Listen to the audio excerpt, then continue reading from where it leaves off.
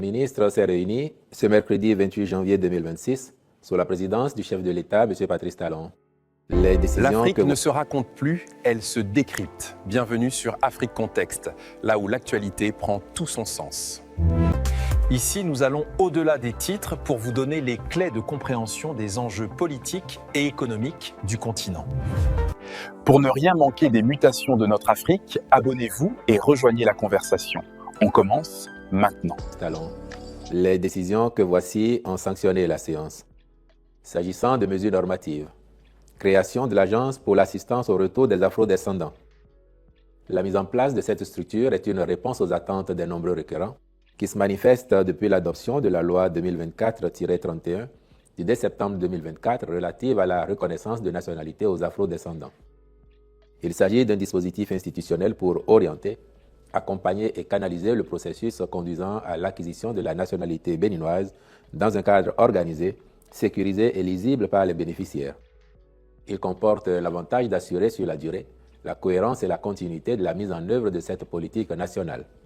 Ses principaux objectifs sont améliorer l'accueil et l'accompagnement des personnes éligibles en mettant en place un guichet unique de formalités permettant une orientation fiable sans se substituer aux autorités décisionnelles. Préserver les prérogatives régaliennes de l'État, notamment en matière de nationalité, en instaurant un suivi rigoureux, toutes choses contribuant à éviter la confusion de rôles entre les structures dédiées. En décidant de la création de cette agence, le Conseil a également approuvé ses statuts. Au plan des communications, en point 1, règlement des droits et arriérés de salaire d'ex-agents recrutés localement au niveau des musées publics. Dans le cadre du fonctionnement des 10 musées, certains conservateurs et gestionnaires avaient engagé localement des agents avec une rémunération aléatoire conditionnée par les entrées de recettes issues de la vente des tickets aux visiteurs. Mais la gestion des fonds ainsi collectés manquait de transparence et il a été mis fin à cette pratique en décembre 2018. Depuis lors, les recettes issues de la vente des tickets sont directement versées au trésor public. De fait, ces établissements culturels n'ont plus les possibilités financières d'assurer la paye des agents concernés et ont été contraints de mettre fin à leurs relations de travail. C'est pourquoi, pour des motifs d'ordre social, le gouvernement a décidé de prendre en charge l'incidence financière résultant du règlement définitif des droits et arriérés de salaire des 10 agents. En point 2, réalisation des travaux de réhabilitation de la piste Gobet à Ejoko, station de pompage 1 et de ses bretelles dans la commune de Savet. La mise en service des stations de traitement de Gobet et de pompage à Ejoko a permis de résoudre définitivement la question récurrente de l'alimentation en eau potable des villes de Savet, d'Assazoume, Glazoué et environ. Il se trouve que pour favoriser l'approvisionnement en produits de traitement et en équipements indispensables au bon fonctionnement des installations, les voies d'accès sont très sollicitées et subissent des dégradations qu'il convient de corriger. C'est dans ce cadre que les présents travaux sont autorisés, à charge pour les ministres concernés d'accomplir les diligences nécessaires à la contractualisation avec les entreprises retenues pour leur exécution. En point 3, agrément au Code des investissements. 4 sociétés intervenant dans divers secteurs d'activité économique sont retenues pour le bénéfice des mesures incitatives du Code.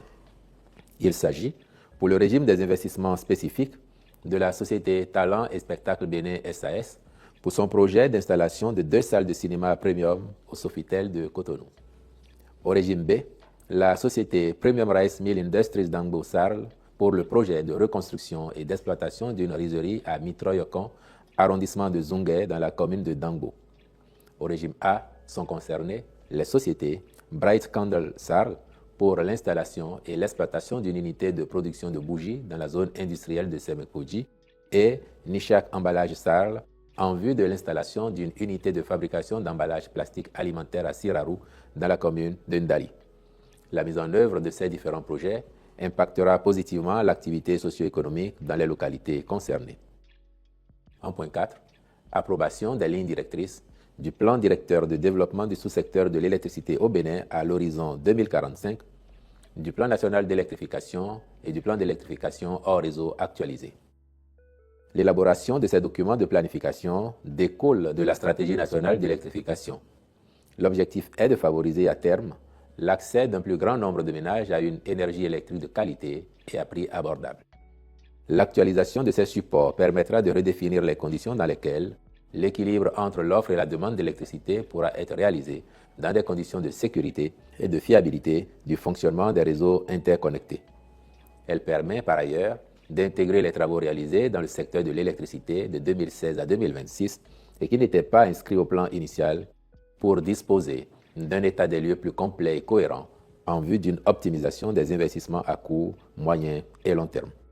Au chapitre des rencontres et manifestations internationales, enfin, il a été autorisé la participation du Bénin à la 6e conférence mondiale sur l'élimination du travail des enfants à Marrakech au Maroc du 11 au 13 février 2026. Je vous remercie.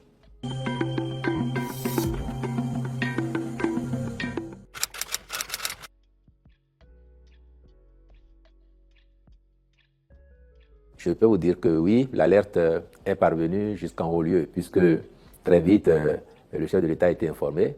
Le ministre de la Santé lui-même a pris la situation à bras-le-corps et diligenté une enquête administrative, s'est porté lui-même sur les lieux pour discuter avec les responsables du CHDO afin de situer les responsabilités. Mais au-delà de cela, je peux vous informer de ce que ce jour, en marge du Conseil des ministres, notamment dans la rubrique des questions diverses, le sujet a été évoqué. Le gouvernement a saisi l'occasion pour partager la douleur de la famille éplorée et le chef de l'État a instruit formellement afin que les enquêtes qui sont en cours, que ce soit l'enquête administrative diligentée par le ministère de la Santé ou que ce soit l'enquête judiciaire à la diligence du procureur de la République, que les enquêtes se fassent de façon rigoureuse pour que les responsabilités soient totalement situées et que s'il y a des gens qui doivent répondre de négligence ou de faute professionnelle, que cela soit le cas demain parce qu'on a perdu une vie. Donc globalement, sur le sujet, c'est vous rassurer qu'il est connu, il est pris en charge et il faut être rassuré qu'à l'arrivée, les enquêtes nous situeront objectivement sur ce qui s'est effectivement passé ce jour-là au CHDO et les responsabilités seront totalement situées.